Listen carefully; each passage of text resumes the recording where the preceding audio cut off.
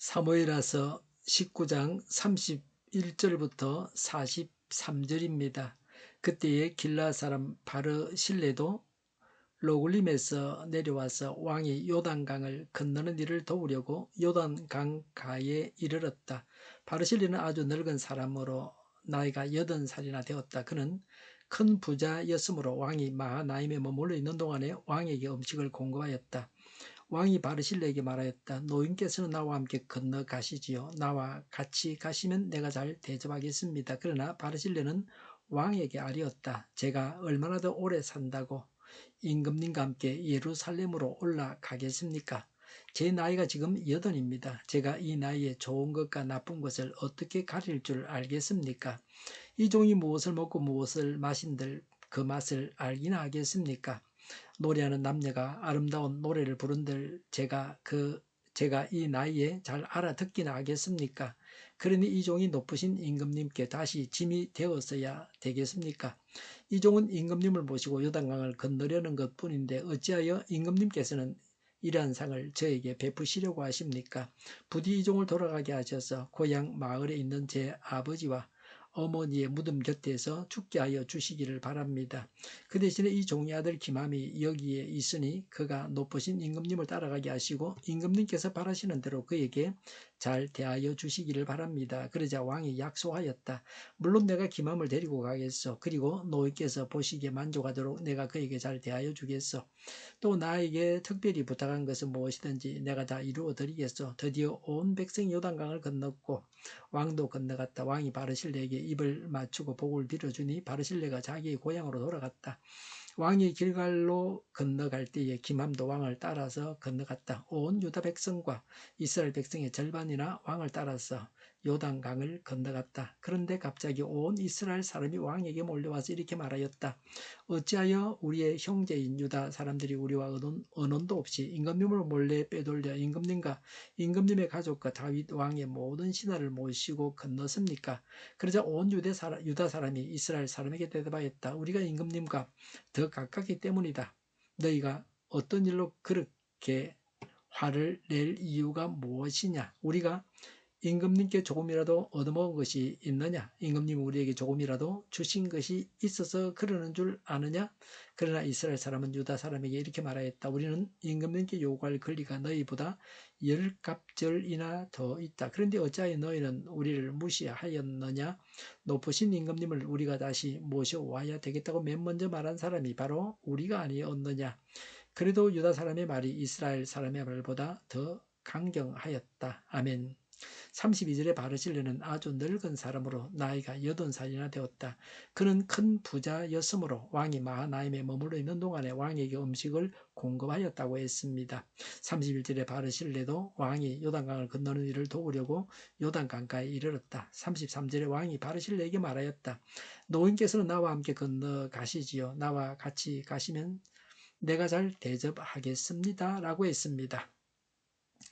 다윗은 받은 은혜를 갚고자 하여 바르실레의 일생을 책임지겠다고 했습니다. 34절과 35절은 바르실레가 왕을 도와 한자리를 하기에는 나이가 너무 들어서 선악을 분별하지 못한다는 말입니다. 35절에 이 종이 무엇을 먹고 무엇을 마신들 그 맛을 알기나 하겠습니까? 노래하는 남녀가 아름다운 노래를 부른들 제가 이 나이에 잘 알아듣기나 하겠습니까? 이 종이 높으신 임금님께 다시 짐이 되었어야 되겠습니까? 라고 했습니다. 바르실레는 팔순이 된 어르신들의 사정을 잘 말하고 있습니다. 사람은 부를 가지면 권세와 명예를 가지고자 합니다. 그러나 바르실레는 다윗과 함께 가서 권세와 명예를 얻고자 하지 않았습니다. 자기의 능력과 설 자리가 어딘지를 아는 사람이었습니다. 겸손히 자기의 위치를 파악하고 돌아볼 줄 알아야 합니다. 노욕은 늙어서 욕심을 가지는 것은 좋은 것이 아닙니다. 노욕으로 명을 단축하기도 합니다. 36절에 이 종은 임금님을 모시고 요단강을 건너려는 것뿐인데 어찌하여 임금님께서는 이러한 상을 저에게 베푸시려고 하십니까? 라고 했습니다. 바르실레가 거기에 온 목적이 자신이 베푼 호의에 대한 보상을 받으려는 것이 아니라 왕을 호의하고 배웅하려는 것뿐이라는 것입니다. 37절에 부디 이 종을 돌아가게 하셔서 고향 마을에 있는 제 아버지와 어머니의 무덤 곁에 죽게 하여 주시기를 바랍니다. 라고 했습니다. 조상과의 관계를 중시하는 히브리인들의 관습을 말하고 있습니다. 무턱대어 놓고 따라가는 사람이 아닙니다. 30절에 그 대신에 이 종의 아들 김함이 여기에 있으니 임금님께서 바라시는 대로 그에게 잘 대하여 주시기를 바랍니다 라고 했습니다. 열왕기상 2장 7절에도 김함이 바르실레의 아들이라고 했습니다.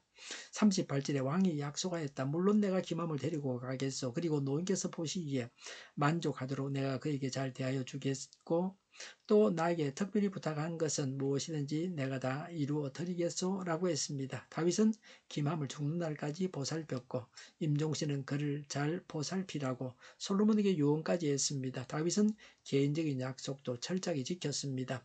39절에 다윗과 바르실레가 애틋한 석별의 정을 나누었습니다.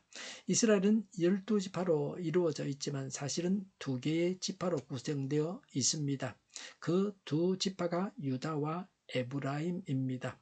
유다와 에브라임이 수가 제일 많습니다. 여기서 북쪽 10개, 북쪽 이스라엘은 북쪽 10개 지파요. 그 중심이 에브라임입니다. 에브라임의 수가 제일 많습니다. 이스라엘을 에브라임이라 그렇게 말하기도 합니다.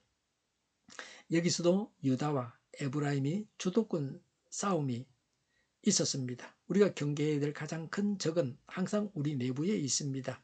이런 싸움은 하나님을 위한 것이 아닙니다. 인간의 탐욕에서 나온 것입니다. 40절에 온 유다 백성과 이스라엘 백성의 절반이나 왕을 따라서 요단강을 건너갔다. 41절에 그런데 갑자기 온 이스라엘 사람이 왕에게 몰려와서 이렇게 말하였다. 어찌하여 우리의 형제인 유다 사람들이 우리와 언언도 없이 임금님을 몰래 빼돌려 임금님과 임금님의 가족과 다윗 왕의 모든 신하를 모시고 건넜습니까? 라고 했습니다. 이스라엘 사람들이 모일 만한 시간적인 여유를 주지 않았다고 불평했습니다. 이스라엘 사람들의 말이 맞지만 이것도 지파 간의 시기, 질투, 대결, 의식에서 나온 것입니다. 서로 다윗 왕에게 잘 보이려고 하고 있습니다. 42절에 그러자 온 유다 사람이 이스라엘 사람에게 대답하였다. 우리가 임금님과 더 가깝기 때문이다 라고 했습니다. 다윗이 유다 지파 사람입니다. 지파주의입니다. 이건 잘못되었습니다. 왕은 유다 지파의 왕이 아니고 왕은 모든 지파의 왕입니다. 43절에 이스라엘 사람은 유다 지파에서 이렇게 말하였다. 이스라엘 사람은 유다 사람에게 이렇게 말하였다. 우리는 임금님께 요구할 권리가 너희보다 10갑절이나 더 있다라고 했습니다. 10개의 지파로 구성되어 있다는 겁니다. 이런 지파 간의 갈등으로 인해서 바로 세바의 반란이 일어납니다. 후에는 나라가 둘로 분열하게 됩니다. 공동체를 깨는 것은 파당심입니다. 끼리끼리 모여서 서로 대결하는 것이 문제입니다. 교회 안에서 소그룹도 파벌을 형성하는 것이 되어서는 안 됩니다. 우리나라는 지역 간의 갈등으로 동서의 갈등이 있습니다. 전라도와 경상도의 갈등입니다. 남과 북의 갈등도 있습니다. 어떤 학교를 나왔느냐에 따라서 갈라지기도 합니다. 예수님 안에서 이런 갈등들을 해결해야 합니다. 겸손하게 자신을 알아야 합니다. 같은 지역 사람끼리 친척끼리 뭉쳐야 합니다. 공동체가 서로 분열해서는 안 됩니다. 모두가 그리스도의 한 몸을 이루는 지체라는 의식을 가져야 합니다. 지체의식은 몸의 각 부분이 서로 돕고 서로 자기의 할 일을 다 하는 것을 말합니다. 지체의식을 가지고 서로 사랑해야 합니다. 기도하겠습니다. 겸손하겠습니다. 분열하지 않고 지체의식을 가지겠습니다. 한 몸을 이루겠습니다. 정의가 강물처럼 흘러가게 하여 주시옵소서. 교회가 분열되지 않고 하나가 되게 하여 주시옵소서. 교회가 한 목소리를 내게 하옵소서. 전쟁이 그치고 평화가 오게 하여 주시옵소서. 성경을 대적하는 자가 없어지게 하여 주시옵소서. 주사파와 공산당과 이적단체들과 적과 통일로 나아가게 하는 자들이 없게 하옵소서. 이 땅에 다시는 전쟁이 일어나지 않게 하옵소서. 적과 통일되지 않게 하옵소서. 자유민주 국가로 전쟁이 아닌 평화롭게 통일을 이루게 하옵소서. 하나님을 대적하는 법과 있어서는 안 될 법을 만들지 않게 하옵소서. 있어야 할 법을 폐기하지 않게 하옵소서. 이런 일을 하는 정당들이 사라지게 하옵소서. 정의로운 판결이 내려지게 하옵소서. 정치적 판결하는 자들과 악한 판결하는 자들 그리고 재판을 지연시키는 자들이 사라지게 하옵소서. 일하는 자들이 정당한 대우를 받게 하여 주시옵소서. 놀고 먹는 자가 없게 하여 주시옵소서. 일을 만드는 자가 되고 일을 하는 자가 되게 하여 주시옵소서. 파업과 시비가 그치게 하옵소서. 나라를 망하게 하는 모든 규제들이 사라지게 하옵소서. 눈먼 지도자, 악한 지도자, 자기 배만 부리는 지도자가 사라지게 하옵소서. 앞을 보고 선악에서 분별을 자르고 앞길을 제시하고 섬기는 지도자만 있게 하여 주시옵소서. 하나님께서 주신 건세로 섬기는 자가 지혜가 강해지게 하옵소서. 지도자들에게 이 백성들에게 선한 것을 분별하는 지혜를 주옵소서. 나아갈 길을 알게 하시고 취할 것과 버릴 것을 알고 행하여 흥하게 하옵소서. 적절한 데 고칠 것을 고치게 하옵소서. 업무 방해가 없게 하시고 업무에 충실하게 하옵소서. 쓰레기됨을 뒤지지 말고 성경에서 보물을 찾게 하옵소서. 기도하는 기쁨, 응답받는 기쁨, 성도들이 모여서 교제하는 기쁨, 말씀이 주는 기쁨, 예배드리는 기쁨을 누리게 하옵소서. 우리 동일교회가 만군은집하게 하여 주시옵소서. 저희의 간절한 간구에 응답하여 주시옵소서. 예수 이름으로 명하노니 모든 병만은 물러가고 몸의 모든 부분들은 온전하게 될지어다. 신유의 기적을 베푸셔서 지금도 저희의 질병을 고쳐 주시옵소서. 병중에 있는 모든 자들을 고치시고 온전케 하여 주시옵소서. 저희와 교회와 나라의 민족을 불쌍히 여겨 주시옵소서. 모든 악한 것들을 제거하여 주시옵소서. 부정선거 시비가 없는 제도가 만들어지게 하옵소서. 하나님께서 기뻐하시는 교회와 나라가 되게 하시며 경제가 나아지고 경상수지, 무역수지, 흑자를 유지하게 하시며 출산율이 올라가고 주산의 기쁨을 누리게 하여 주시옵소서. 가공 없이 되게 건강하게 하는 먹을 거리가 되게 하시며 늘 맑은 공기를 마실 수 있게 하여 주시옵소서. 의료 문제들이 해결되게 하여 주시옵소서. 저희들의 앞길을 열고 합계 영광을 누리게 하옵소서. 우리나라가 마약 청정국이 되게 하시며 국가부채, 안전부채, 가계부채, 기업부채, 각종 부채를 다 갚게 하여 주시옵소서. 흑연과 자재 공급이 원활하게 하여 주시옵소서. 원효과학이 안정되게 하여 주시옵소서. 오늘도 하나님 안에서 차고 넘치는 삶, 복된 삶을 살게 하여 주시옵소서. 감사와 찬양을 주님께 돌려드리며 예수님의 이름으로 기도하옵나이다. 아멘.